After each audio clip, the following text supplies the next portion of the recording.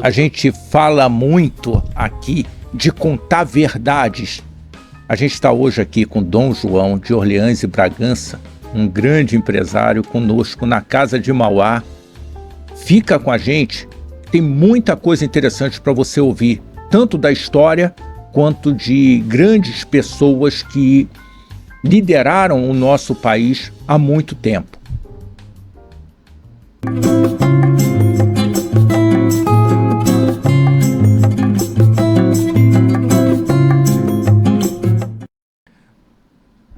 Dom João, você escreveu um livro contando, organizando ali um material produzido por Dom Pedro II, que para mim foi um cara sensacional, extraordinário. Mas antes de falar, eu queria pensar algumas coisas que ali no livro tem. Eu queria que você contasse um pouquinho quem é o João. Traz aí a sua experiência de vida, desde lá dos primeiros momentos até o João virar um empresário e estar aqui com a gente. Olha, bom, eu tenho 71 anos, então tem muita história, né? Primeiro é um prazer estar aqui na Casa de Mauá e, bom, a minha trajetória da nossa família é bastante interessante, não posso dar uma resumida, né? Bom, meu pai serviu a Força Aérea Brasileira, nasceu no exílio, né? O maior exílio político da história do Brasil. Disse uma vez para o governador Brizola que o nosso exílio era 3 vezes maior que o dele, né? E eu tive sempre uma educação muito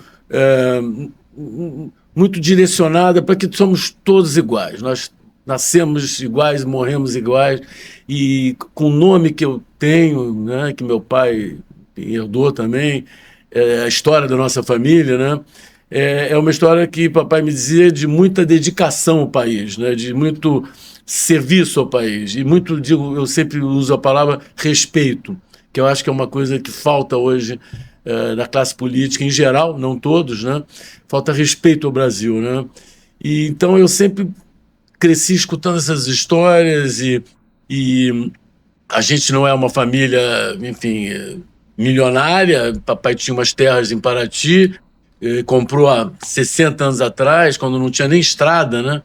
Papai se aposentou pela aeronáutica e ele foi morar lá em Paraty. Hoje eu me dedico a empreendimentos imobiliários em Paraty, e é uma cidade que eu gosto muito e, enfim, luto também muito pela preservação, tanto cultural e ambiental, quanto arquitetônica da cidade.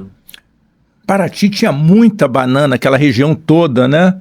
Hoje isso já caiu bastante. Você sabe que é interessante, tem fotos aéreas, eu sou fotógrafo também, né? Junto dessa formação que eu tive do meu pai, eu tive essa formação de uma paixão pelo Brasil enorme, né? Não, é interessante o aspecto de Paraty. O comércio há 100 anos atrás era basicamente de banana, né? Mas olha que interessante, era isolada a cidade, não tinha estrada, e a Mata Atlântica e a Serra do Mar tocava quase que o mar ali, né? Então o acesso era muito difícil, tanto de São Paulo quanto do Rio. Então as pessoas que moravam, inclusive nas costeiras, como a gente chama, né? Eles tinham que plantar roças que a gente chama de subsistência.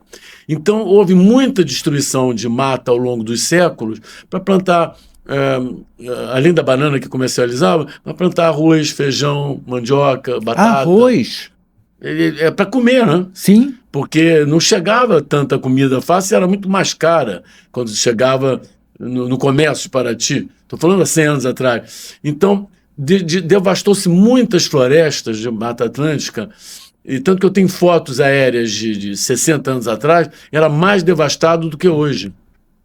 Porque as pessoas, os camponeses foram abandonando essas roças de subsistência, o turismo cresceu, então não precisa mais plantar para comer, o comércio cresceu e as estradas chegaram lá. Então, isso é um fator positivo, houve uma regeneração da Mata Atlântica lá bastante grande. Muito não tinha essa visibilidade da regeneração, né? Porque a gente fala muito de preservar, devastando ou acabando com a floresta, com a mata, numa determinada região, mas não houve uma regeneração da floresta. Tem. Olha, eu era muito amigo do Sebastião Salgado e da Lélia. A Lélia continua minha amiga. O projeto dele, eu tive há 25 anos atrás no projeto dele, que é nas margens do Rio Doce, na cidade de Aimorés, em Minas. É uma terra muito fraca, árida e seca. Ele, há 22 anos atrás, quando eu tive, ele estava começando a plantar Mata Atlântica na área que foi do pai dele quando ele era garoto. As aves estavam com 4 metros de altura, já tinha uma grande quantidade. Voltei agora, houve a cerimônia de despedida dele, porque ele faleceu, né? E a floresta já está com 20, 30 metros, 20 metros de altura, pelo menos. Cara. Então é muito bonito e muito... enfim, dá esperança de ver que se a gente lutar pela recuperação das florestas, é possível, não é possível. Que não é em vão, né? Você sabe que, conversando com o Protásio, eu fiquei pensando, será que Dom João é tricolor também ou ele é flamenguista? Eu sou tricolor. Então tá bom. A nossa família toda é fluminense. Tá bom. Mas eu queria mesmo saber alguns recortes sobre esse livro, porque eu acho que foi uma experiência, até mesmo para você, muito rica, de juntar e entender quais eram os documentos ali mais relevantes para estarem no livro. Conta para a gente um pouquinho. O livro eu achei muito interessante porque é uma visão... O livro não fui eu nem a historiadora que fez comigo, chama-se Chiara Chiadoro, é o nome italiano, mas ela é brasileira, né? O livro é de Dom Pedro II, o livro chama Pedro II por Dom Pedro II. Nós somos organizadores. Então, tudo que está dentro do livro são textos dele, que ele escrevia muito durante os 49 anos de reinado. Ele escreveu, ele guardou diários, ele escrevia diariamente anotações políticas, enfim, de tudo.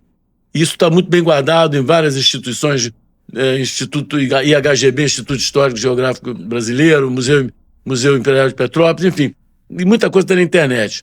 E a gente reuniu isso, claro que com textos nossos, para contextualizar cada assunto. Fazer a conexão, né? Então o livro é dele, Pedro II. E a gente vai ver quem foi Pedro II, por ele mesmo. E a gente vai ver que foi um brasileiro que respeitava o Brasil e que não queria privilégios, e achava que a vida pública não pode ter privilégios, tem que ser idealista. Para você estar na vida pública, você não pode ter nenhum favor, nenhum benefício, a não ser você estar com senso de dever cumprido. Coisa rara hoje em dia no nosso Brasil e no mundo em geral, né? Essa é uma discussão que eu acho que tem que ser reavivada. Nós estamos aí à beira de um novo processo eleitoral importante no país. E não é o que a gente vê. Eu diria que nós estamos à beira de uma ruptura institucional. É grave o que nós estamos passando. Nós estamos, não é mais só corrupção, não é mais só... É uma ruptura institucional no sentido do que é uma instituição pública, que são os poderes, os 3 poderes, judiciário, executivo e legislativo, que não são mais respeitados. Ou não se fazem respeitar também. As pesquisas mostram que não são mais respeitados essas instituições, ou seja, não estão funcionando. E ruptura institucional é muito perigoso porque atinge a democracia. E se atinge a democracia, você pode levar décadas para se recuperar. Então nós estamos passando um momento difícil, acho eu, de total descrédito da política no Brasil. Esquerda e direita, hein? Sim, é de uma forma geral. Esquerda e direita. De uma forma geral, eu concordo que realmente é um momento muito difícil, e aí eu ratifico. É um momento importante para nós nos aproximarmos e fazermos o nosso juízo de valor sobre linhas de conduta que a gente acredita que as pessoas no poder público, e aí eu vou inverter o termo, porque o poder público é alguém que pode mais do que o outro, na responsabilidade de servir nessa posição pública. Olha, voltando ao livro, né, a gente pegou textos, enfim, o livro são todos de textos deles, mas a gente sublinhou algumas frases em negrito no sentido de mostrar assuntos como a meritocracia no cargo público. Pedro II dizia que todos os cargos públicos, há 170 anos atrás, ele dizia que todos os cargos públicos devem ser ocupados por mérito, nunca por indicação política. A gente, entre a esquerda e entre a direita, muda-se 20 mil funcionários para botar quem perdeu uma eleição e era apoiador do governo, ganha uma diretoria de Itaipu ganhando R$35 mil por mês para se reunir 5 vezes por ano. Ou então, os governadores, como atualmente nós estamos vendo, governadores da base do governo, que nomearam suas mulheres, o ex-governador do Ceará, da Bahia e do Piauí nomearam suas ex-mulheres para Tribunal de Contas do Estado com salário de R$65 mil vitalício. Isso é a ruptura institucional que nós estamos vivendo, porque faz isso numa disfarçatez, numa normalidade de que isso é normal, você nomear sua mulher para ganhar 65 mil para o resto da vida. E Pedro II já dizia isso há 170 anos atrás, que não deveria ser, tinha que ser por mérito.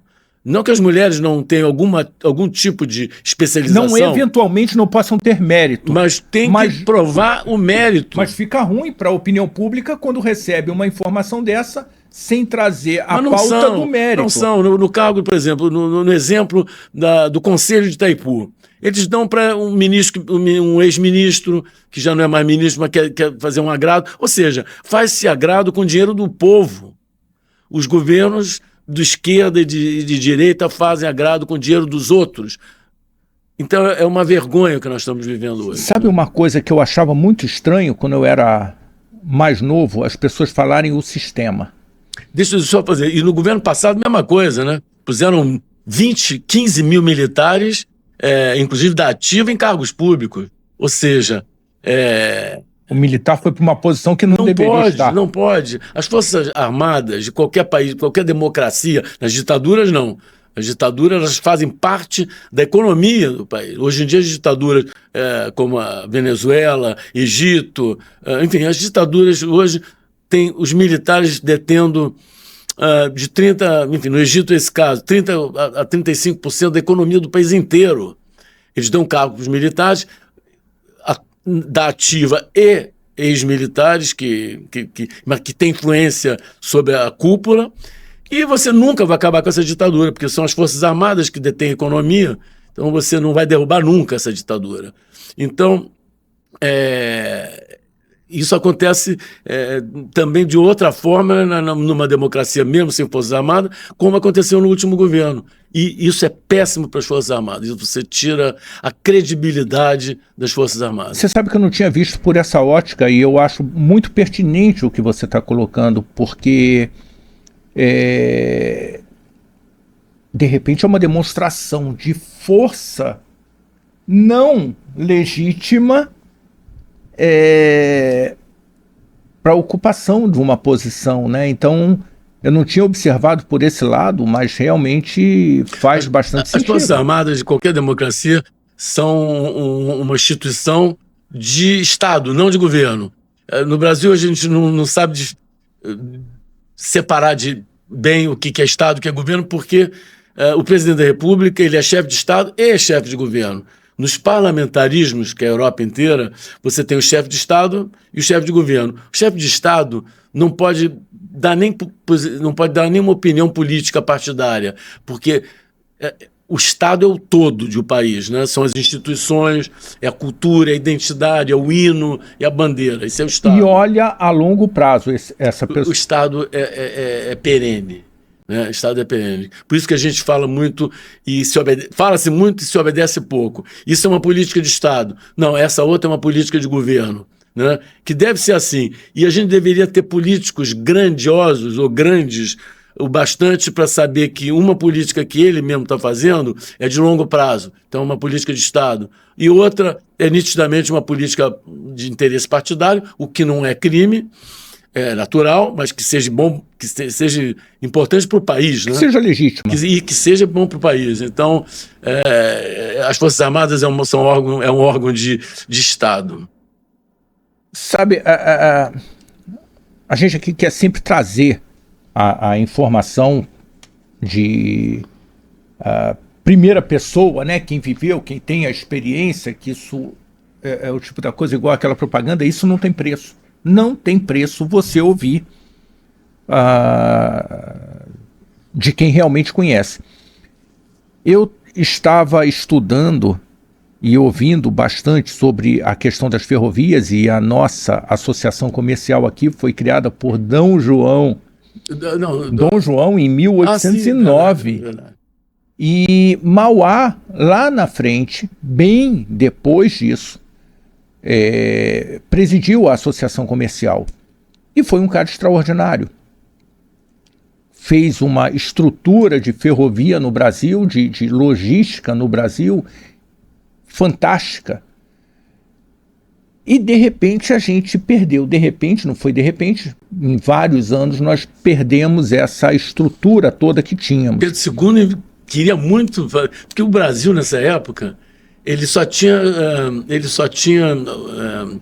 acesso por mar, né, pela costa enorme que nós temos, de 8.500 quilômetros, então nós tínhamos o acesso.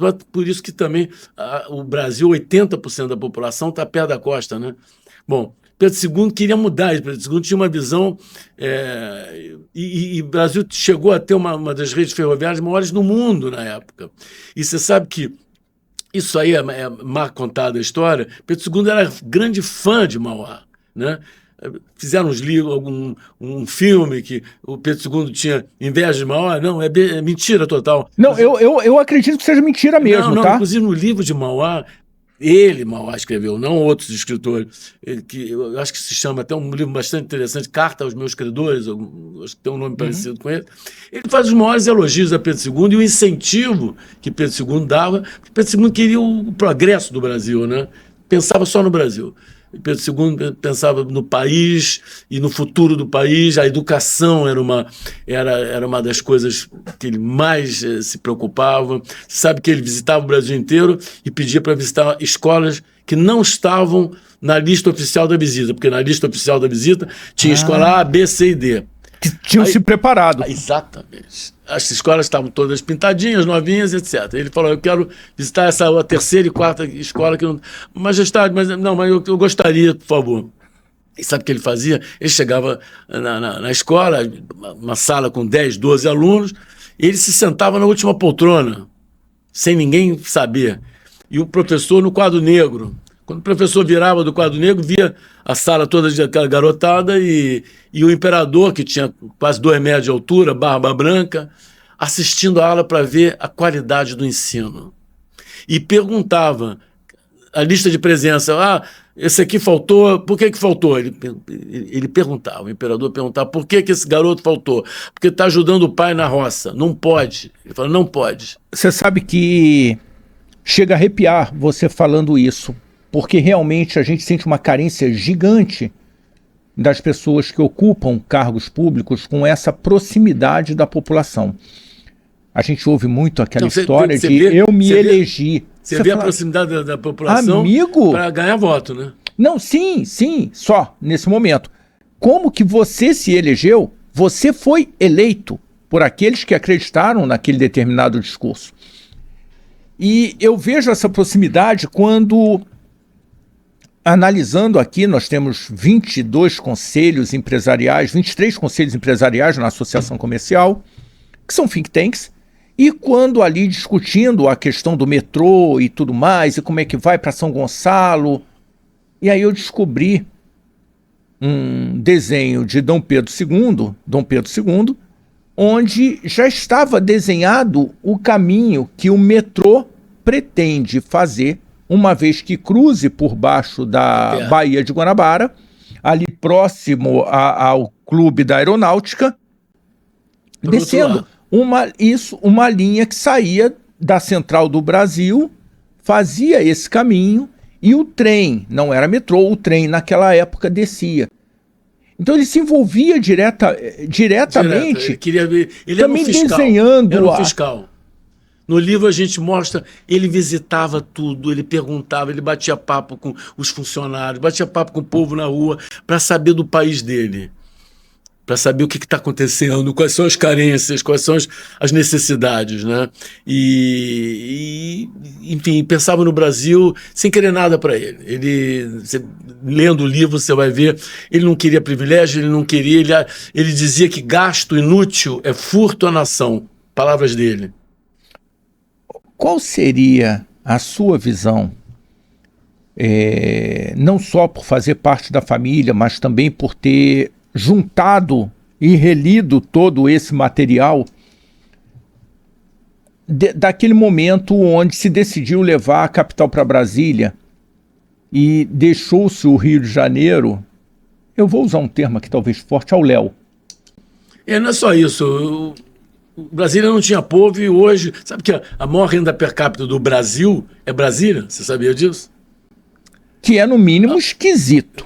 Mas os funcionários públicos que tem lá, que é uma casta, né? A maior renda per capita do Brasil não é São Paulo, não são Jardins de São Paulo, não é o Ipanema, né? É Brasília. Então é uma capital sem povo, o povo está na periferia, né?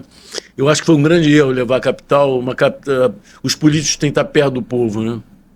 Tem que estar perto. Tem isso que você estava colocando de Dom Pedro estar perto e andar e ouvir do cidadão o que estava acontecendo, de deixar a imprensa falar o que quisesse falar. Ele dizia... E ele filtrava, porque ele também estava na rua e falava, opa, não é bem assim não. Palavras dele também tá no livro. A gente pegou alguns e sublinhou. Ele dizia, a imprensa é o melhor informante do monarca.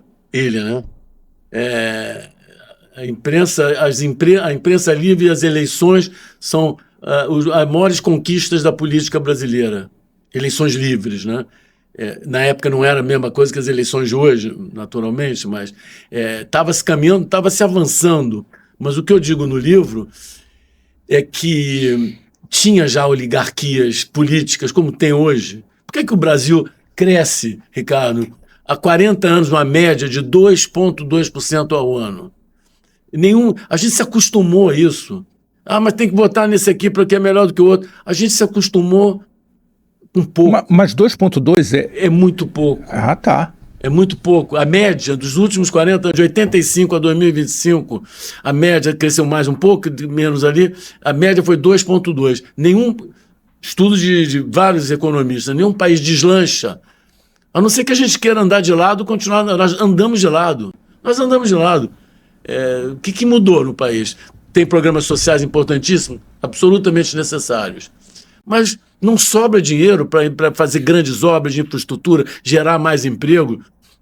E tem, voltando às oligarquias, você tem uma classe do empresariado que se acostumou com privilégios e se acostumou com isenções tributárias. Nós temos 55 bilhões de isenção tributária, inclusive até para refrigerante. Até para refrigerante nós temos isenção tributária. E vamos combinar que não faz bem, né? Por isso. É isso que eu estou... O exemplo é esse, né? Entre outros, né? Então, tem muita coisa errada no Brasil, e por isso que o Brasil anda de lado, esses 2,6%. Então, teria que crescer 4,5% ao ano, ou mais, durante 5 anos, para o país deslanchar, para que sobre dinheiro para fazer estradas, para fazer mais hospitais, para fazer mais universidades. Não consegue. E principalmente se você tem 63 bilhões de verba para emendas do parlamento. Só no Brasil existe esse valor de emendas. Qualquer país, qualquer democracia, os deputados têm direito a investimentos nos seus municípios, nas suas áreas, mas nunca nesse valor. Então tem muita coisa errada no Brasil e o nosso sistema perpetua essa máquina que eu digo que o Brasil, o Centrão manda no Brasil há 400 anos. A República foi feita pelo Peraí, Centrão. como é que é? O Centrão manda no Brasil há O 400 Centrão dá as anos. cartas no Brasil, entra a esquerda, entra a direita, entra Império, entra a República, ele está lá. É uma casta de... A gente vê no... Não necessariamente liderando com a face, liderando, Não, mas não. comandando. Comandando. É isso. O Centrão nunca está na presidência, mas ele é absolutamente necessário para a presidência. Ele governa com Lula, ele governa com Bolsonaro, ele governou com o Fernando Henrique, todos. E não vai mudar. Essa máquina que nós temos hoje é difícil mudar. Vamos radicalizar. O que precisaria? Precisa voltar 170 anos? Não, precisa... E olhar para a educação? A educação é absolutamente necessário, porque a educação te dá parâmetros e força moral para lutar por teus ideais. Eu digo informação para ter discernimento. Discernimento do que é necessário para o teu país. Olha, o que está acontecendo hoje de juízes do Supremo, com as suas mulheres ganhando 120 milhões de um ano sem trabalhar, e o juiz defende causas, as mulheres dos juízes defendem causas que o juiz está julgando, isso em qualquer democracia do mundo estaria povo na rua, mas povo na rua fazendo barricada.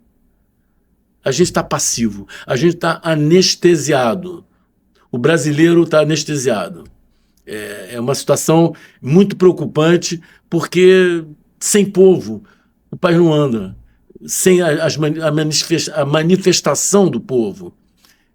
Por isso tem democracia. A democracia é o povo no poder, né? Então, nós estamos passando um momento muito difícil da nossa história, né? Como é que a gente quebra isso? É com informação, é com educação, porque se não tem jeito para agora, e essa questão do não tem jeito é uma forçação de barra minha, porque jeito tem para tudo a todo momento, mas ok, considerando que o sistema, que eu detestava esse nome há muito tempo atrás, mas que o sistema impõe condições nesse momento, como é que a gente faz para munir a população? É com educação, é com mais informação? Que tipo de informação? Como é que a gente faz? Não, educação, como a gente falou agora há pouco, é a base para que você tenha discernimento e força. Como eu uso muito essa expressão. Você quando tem uma boa formação de básico, ensino básico, secundário e universitário, você é dono de você. É dono de você. Então você tem força para lutar pelo que você acredita, seja de ideais de esquerda, seja de ideais de direita, que é importante ter o debate. O meu discurso aqui é suprapartidário. O contraditório ele faz crescer. Você tem que ter debate, tem que ter esquerda, tem que ter centro, tem que ter direita. Mas essa máquina que nós temos hoje é que está torta. É uma máquina que nasceu torta. Inclusive a própria República nasceu através de um golpe, né? E que história é essa de proclamação da República? Não teve proclamação, teve o golpe militar, depois teve o Estado, você teve o Tenentismo 1, Tenentismo 2, teve o Estado Novo, teve 64, tentativa de golpe agora, enfim, de alguns militares, não todos, mas, enfim, é o que o Zé Murilo de Carvalho, o historiador, chama de o militarismo no governo. Até o Império era o civilismo, era Você sabe que o chefe das Forças Armadas no Império era um civil, não era um militar. Com o golpe militar da República, né, começou o militarismo no governo, ou seja, os militares sempre de perto. Quando não estão no governo, eles estão de perto. Estão influenciando, né? Então, eu digo sempre que eu não estou comparando regimes políticos, não. A República funciona muito bem. Agora, nós temos que ter uma estrutura política nossa que atrai os homens de bem e que puna. Ricardo, a gente teve 3 presidentes presos nos últimos 10 anos. É normal numa democracia você ter 3 presidentes presos? Não é normal ter um. Nenhum. A gente não se dá conta disso. E os 3 um deles foi inocentado não por falta de provas, por causa do procedimento judicial. Então, talvez por excesso de provas, sei lá. Enfim, o outro está preso, né? E aparentemente por razões, boas razões, né? Enfim, então nós não estamos. Não é normal tudo isso. Não é normal a gente ter 3 presidentes presos em 10 anos, né? Então, esse é um ponto complicado que é a nossa máquina, Você sabe, indo aqui um pouco para aterrissando um pouco mais no campo que nós temos influência, que é o campo dos negócios, ou temos alguma influência no campo dos negócios, né? Hoje, os negócios, de uma forma geral, eu vejo números com relação à economia do país que não conversam com a política. Não conversam com a política, mas não conversam com a realidade dos fatos no cenário que eu acompanho bastante, participo da Firjan, participo da Fiesp, eu pessoalmente participo da Confederação das Associações Comerciais, volta e meia estou em contato com essas lideranças, que são amigos, e de repente você fala, aonde que a economia está com esses 2,5% que seja, porque está todo mundo desesperado? Agora, vou fazer um parênteses aí. O Brasil é um exemplo incrível. Eu sempre falo isso, inclusive viajando. O Brasil, com todos os problemas que nós temos políticos, nós temos uma iniciativa privada sensacional, do padeiro ao grande industrial. Nós temos a terceira fábrica de aviões mais moderna do mundo. Nós temos um agronegócio que é exemplo no mundo inteiro, com produtividade maior que a americana em soja, por exemplo, né? E sem devastação, né? Nós temos o sistema bancário dos menos alavancados do mundo, ou seja, dos mais modernos. Nós temos um Pix no Brasil. Quer dizer, nós temos uma iniciativa privada que eu tenho maior admiração e orgulho do Brasil. E essa é um pouco a tua pergunta que você fez.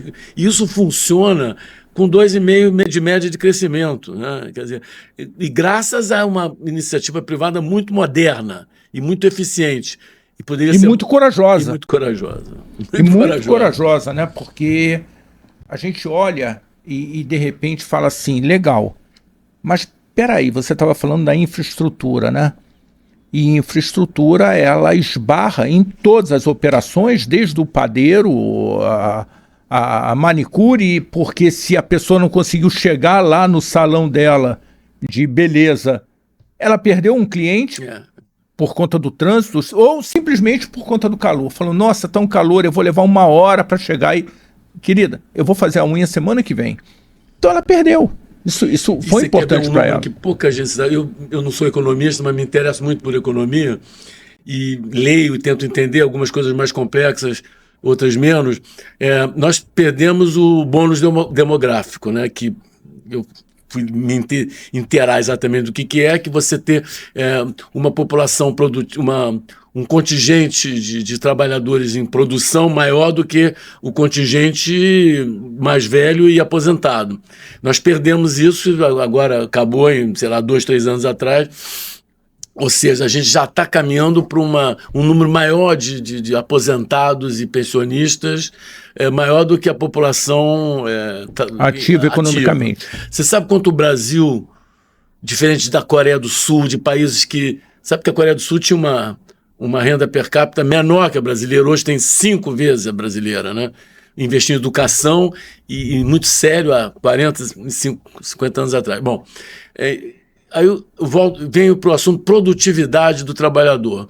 O Brasil investe 1% do PIB em produtividade, que é inovação, tecnologia, enfim, para que aumente a produtividade do trabalhador. Países como a Coreia e outros países hoje em dia, e inclusive países já desenvolvidos, né, investem de 2,5% a 3%.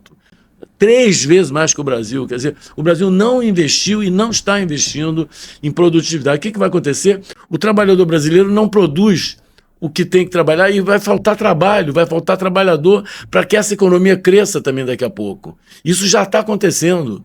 E isso era uma coisa que tinha que ter sido feita há 10, 15, 20 anos atrás, tinha que ter previsto isso, ou seja, investir em inovação, produtividade, tecnologia, né? que é o mundo, né?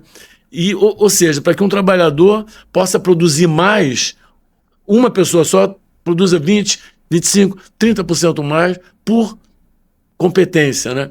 Então, isso é uma coisa que nós estamos perdendo esse Continuamos perdendo, né? Continuamos perdendo. Mas eu ia falar da nossa infraestrutura. E, de repente, a gente vê uma discussão de uma ferrovia que vai sair lá do Espírito Santo, de Leopoldina, desenhada para chegar em Nova Iguaçu, aqui no Rio de Janeiro. E aí a nossa discussão não, olha, o governo federal vai incentivar a construção só até o Porto do Açu, porque ali dá lucro e tem gente que vai operar. Aí você pensa, peraí, se dá lucro, se tem gente que vai operar, o que falta para o governo construir uma história consistente que consiga convencer um investidor nacional ou estrangeiro para botar dinheiro ali, porque ali tem carga, tem retorno, e pegar o dinheiro público e usar onde não tem o retorno como um indutor dessa economia, porque é muito fácil você falar, e aí eu fico olhando lá Mauá, eu sou um conhecedor muito ralo, pelo menos na minha percepção, do que Mauá fez, mas me interesso demais, porque grandes líderes têm que ser copiados, então a gente fica olhando. Tinha carga naquele momento? Tinha o volume de carga? Ou ele estava construindo um futuro para o país, para que a interiorização acontecesse, para que cidades acontecessem? Já tinha, porque o Brasil estava no ciclo do café, né? Já com café bastante é verdade. exportável, que a soja hoje... A soja não, o café representava muito mais, porque não tinha indústrias ainda grandes indústrias no Brasil, então o café era uma balança externa, a balança comercial do Brasil basicamente era o café, né? E os caminhos de ferro iam levar e trazer o grão do café, enfim, o comércio para o interior do Brasil, né? Então... E de repente a gente, nessa ferrovia, fala, não vamos fazer esse trecho não. Peraí, então devia haver algum incentivo para que... E depois, infelizmente, investiu-se mais em rodovias do que em ferrovias. Uma pena, o Brasil teria que estar hoje com 3, 4 vezes mais os quilômetros de ferrovias. Quando tem menos do que tinha antes. Esse número... A quantidade, é só você olhar, quer dizer, pelo menos a percepção, quando você olha muitas das ferrovias dos caminhos, foram ocupados pelas cidades. Eu acho que hoje tem 30 mil quilômetros de ferrovia, não sei, eu acho algo parecido com isso. Então é uma coisa que a gente tem que avaliar. Mas nessa linha das tuas perguntas, um país a gente tem que pensar a longo prazo, a tal história, é um Estado, então você tem que ter políticas de Estado e de governo também, mas você tem que pensar em longo prazo. Um governante nunca pode pensar no seu período de governo, se ele for patriota, ele tem que pensar nos próximos governos e no país como um todo, né? E Pedro II tinha essa visão de longo prazo, né? Como deve ser, não é grande mérito dele, ele simplesmente foi um homem público como deveria ser. Eu digo que ele morreu não juntou dinheiro a vida inteira, ele tinha um salário que ele achava demasiado alto para ele e ele dava para instituições culturais e de educação. Uma vez quiseram fazer uma estátua para ele de bronze, tamanho natural, a cavalo, e ele negou. Ele falou, não quero, eu quero que esse dinheiro da minha estátua seja investido em 2 escolas. E as escolas existem até hoje. Então, ele tinha o que um homem público tem que ter, que é cuidado com o dinheiro público. Cuidado com o dinheiro público, economia do dinheiro público, só gastar em coisas absolutamente necessárias para o bem do país, para o bem da população. E eu acho isso uma coisa óbvia para mim. Quando eu vejo o que acontece hoje, né, de gastos e de bilhões, fora a corrupção, né? Não estou falando nem de dinheiro roubado, estou dizendo de gastos completamente vazios sem necessidade, com baixo retorno. Então, a gente teria que fiscalizar mais o governo. Falta um fiscal para o governo hoje, que teria que ser o judiciário, né? Mas não está funcionando. Não está funcionando. Mas vamos lá na infraestrutura. A gente fala da organização das cidades. E você, hoje, pelo que você me disse, está atuando no setor imobiliário. Como é que você vê essa questão da infraestrutura? E eu vou te dar uma referência. Eu vivo desde pequeno na Barra da Tijuca, aqui no Rio de Janeiro. E a Barra da Tijuca, ela não foi projetada por Lúcio Costa para ter os sinais, os semáforos. Então, os condomínios tinham que fazer passagens subterrâneas para que aquela autopista, a Rio Santos, para que aquela autopista desse fluxo a um modelo desenhado de bairro diferente do modelo do resto da cidade. E, de repente, não, condomínio. A gente dá um jeito, imagino eu, a gente dá um jeito, condomínio, você não vai precisar fazer aquela pontezinha e a passagem subterrânea. Pode fazer de outro jeito, de outra forma. Aí chegou um momento de caos, fala, não, então agora põe semáforo, cruza, pronto. Aí assalto na Barra da Tijuca, acidente na Barra da Tijuca, aí os semáforos também não têm os no breaks para que eles não apaguem e volta e meia caiu um relâmpago, um raio, o sinal entra em looping porque é um controle eletrônico, entra em looping e aí o caos está instaurado. Como é que você vê essa questão da organização das cidades que de repente vão perdendo o rumo? Será que em algum momento a gente consegue reencontrar para reordenar isso? Eu sou obcecado por planejamento urbano. Se você não fizer planejamento urbano, como não foi feito no Brasil, quando você chega de avião nas grandes capitais, principalmente Salvador, Rio, São Paulo, você sobrevoa de jato na ponte aérea, você sobrevoa alguns minutos em zonas totalmente com ruas estreitas, sem saneamento, sem áreas verdes. É uma coisa impressionante. Eu já fui fotografar em comunidade, Vigário Geral, passei dia lá fotografando em ruas da largura dessa mesa, de 1,5 metro. O sol não bate na rua. Quer dizer, isso tudo é uma negligência nos últimos, eu diria até séculos, de negligência deixa o pobre ocupar da forma que ele quiser. Não importa, porque ele vai ser meu voto. Ninguém se preocupa com o futuro do pobre, que daquela ocupação vai ter uma péssima qualidade de vida, e inclusive para a saúde das populações que se instalam ali. Não houve nenhum cuidado com planejamento urbano no Brasil, que eu acho um dos erros mais graves dos últimos 100 anos no Brasil, porque a população cresceu 2,5 vezes nesses últimos 100 anos, 130 anos, e as ocupações são de uma forma totalmente sem planejamento. Então, a Barra, por acaso, é planejada, né? Apesar de não ter as passagens. Apesar do caos causado como consequência dessa não fiscalização ou de uma negligência, mas ainda está organizado. Agora, a qualidade de vida das pessoas que moram nessas comunidades é inumano. Com esse calor que faz hoje em dia, então, é uma coisa impressionante. Sabe que a gente estava discutindo aqui a questão do fundão que foi projetado para ser um modelo de universidade centralizando o estudo no país. E o Alquer estava aqui trazendo uma alternativa. Por que a gente não transfere o fundão? O pessoal virou de cabeça para baixo, alguns foram bastante contra, outros apoiaram. Por que a gente não traz o fundão aqui para o centro da cidade, porque ele não cumpre a finalidade com a qual ele foi criado, para hospedar as pessoas, os estudantes e tudo mais, porque outras universidades federais foram construídas em vários locais do país. Não que isso tenha sido ruim, mas mudou a finalidade. Então aquelas grandes áreas que tem no fundão não faz mais sentido, ou nunca fez sentido, uma vez que nunca ficou totalmente ocupada.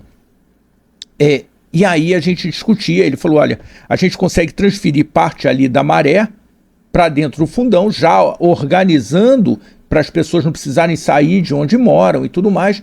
E eu tive com o Sérgio Magalhães, que foi do IAB, é o presidente do nosso conselho de urbanismo, e o Sérgio falou, Ricardo, mas a Maré foi bem planejada.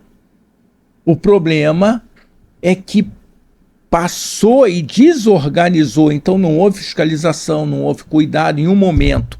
Houve o planejamento e hoje você tem uma densidade na Maré similar à de Copacabana. Copacabana, por mais cheia que seja, você consegue viver em Copacabana e ali na Maré eu considero que é sub-humano. Então, acho que a gente cai novamente na questão da fiscalização, que o povo tem que olhar um pouco mais para esse acompanhamento, né? Mas, enfim, então o livro fala de aspectos, basicamente, que são lacunas, são assuntos de hoje, né? E um dos pontos que eu sublinho mais no livro é de que Pedro II, Joaquim Nabuco, falando para André Rebouças, Joaquim Nabuco, o grande abolicionista, por seus escrúpulos constitucionais, ou seja, seu respeito à Constituição, tinha uma Constituição e bastante moderna para a época, né? De 1824, e dizia, Pedro II, por seus escrúpulos constitucionais, foi refém das oligarquias parlamentares. Ou seja, já tinha esse grupo de políticos que não queriam passar leis. Por isso que o Brasil foi o último país a libertar os escravos, e Pedro II lutando contra. Mas os fazendeiros queriam ser indenizados. Quem tinha que ser indenizado eram os escravizados. Sendo indenizados pelo mal que eles causaram? Como assim? Os fazendeiros queriam ser indenizados pelo bem, era um bem para eles, cada escravizado.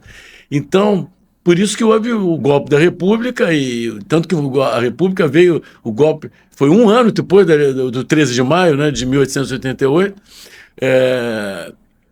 e você sabe que a Princesa Isabel ia visitar no quilombo do Leblon, tinha um quilombo lá no alto do Leblon, onde é o Clube Federal hoje, tinha um português que tinha uma loja aqui no centro da cidade de malas, vendia malas, e ele era abolicionista, e ele plantava camélias lá, e ele acolhia os negros fugidos, e aí a camélia virou símbolo do abolicionismo.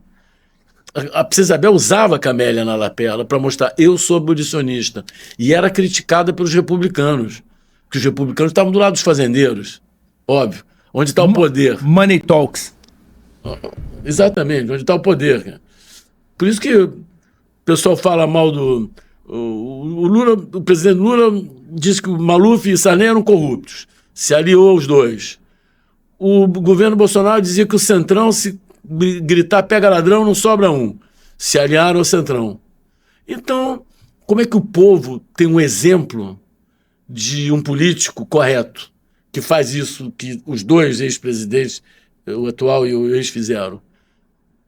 Que não tem palavra, que se alia a gente corrupta, como foram Sarney e Maluf, né? Que diz que não vai se aliar ao Centrão porque só tem ladrão, que foi o general Heleno que falou, e o ex-presidente também disse que não se... E se aliaram. Então, o exemplo que deve vir de cima não vem. E isso atrai políticos que não têm compromisso com a ética, nem com o desenvolvimento do Brasil. Talvez esse esvaziamento, né? Esvaziamento de bons candidatos a nos representarem no poder público, que a pessoa fala, amigo, ali não. Não. Enfim, então a gente não está discutindo. O livro é para mostrar o que um homem público, a postura de um homem público, seja um vereador ou presidente. Respeito ao Brasil, dedicação ao Brasil, sem nenhum privilégio. Não são os ministros do Supremo que voam para Londres em jato particular, nos melhores hotéis, pago por empresários, pago pelo banco master do Borcaro, que pelo visto capaz de acabar em pizza, porque um dos ministros do Supremo avocou para ele todo o processo, também inusitado. Enfim, muito difícil. Falando em viagens, né? Aquela viagem de Dom Pedro II, eu não sei se a gente chegou a comentar agora, mas é muito interessante, né? Que ele aos 40 e poucos anos foi a sua primeira viagem e sem dinheiro, com o dinheiro dele. Ele não tinha dinheiro para pagar a viagem, teve que pegar um empréstimo no Banco do Brasil. Isso tudo está registrado. Sim, compromisso dele, né? E os deputados quiseram dar a viagem paga com dinheiro público, e ele falou, não, quem está viajando não é o imperador para representar o Brasil, é o cidadão, não é o imperador Pedro II, é o cidadão Pedro de Alcântara. Pegou o empréstimo no Banco do Brasil, e ele mostra, ele fala nas anotações dele, um ano depois, um ano e meio depois, estou pagando mensalmente as prestações do empréstimo que fiz para a minha viagem, data tal, data tal. Aí as pessoas ficam impressionadas com isso. Eu falei, não é para se impressionar. Isso é o normal de um homem público. Enquanto nós não tivermos um homem público assim, o Brasil não anda. Não vai melhorar. E como que ele era apreciado quando andava nas ruas, lá fora, sem aquela entourage toda, não só, talvez, por conta de ser uma pessoa desprendida, mas também porque não era uma missão oficial do governo. Ele era muito simples. Ele era muito simples, que aliás é uma característica da nossa família toda, né? E ele dizia que um político, um chefe de Estado, tem que estar com o povo, né? Tem que estar perto do povo, né? Você sabe que essa conversa foi, assim, bastante enriquecedora para mim. Eu quero, quem está assistindo a gente, eu acho que é uma leitura obrigatória esse livro, obrigatória. Quem não sabe de onde veio, quem não tem boas referências, dificilmente vai saber para onde vai e quem seguir. Então, acho que é extremamente importante, vai estar na descrição aqui do vídeo, o linkzinho para o vídeo, para o livro, e vou te instigar agora aqui no ar. Eu acho que a gente tem que fazer um filme. Eu acho que a gente tem que fazer um filme contando mais, a gente tem que ocupar mais esse espaço das verdades para que a gente construa. Eu não vejo outro caminho a não ser o caminho da educação e da informação. A informação legítima, real, de primeira pessoa, a informação, que é o que a gente busca aqui, trazer as verdades. Porque é muito fácil um coach virar e dizer, faz assim, faz assado. Amigo, você transpirou para poder gerar esse produto da tua empresa, você pensou, você estudou. Então, a chance de sucesso é muito baixa. Então, eu te agradeço muito, fiquei bastante empolgado e ansioso por essa nossa conversa, mas acredito que seja mais uma pessoa muito importante pelo seu conhecimento, pela sua história, a perfilar aqui conosco na associação comercial um grupo de pessoas que consigam transmitir experiências, não como um membro somente, como um membro da família real, mas como empresário também. Olha, eu tive essa experiência, talvez você tenha tido não só experiências positivas no sentido de sucesso, porque todas as experiências são positivas, mesmo aquelas que não trazem o sucesso que a gente gostaria, para poder compartilhar.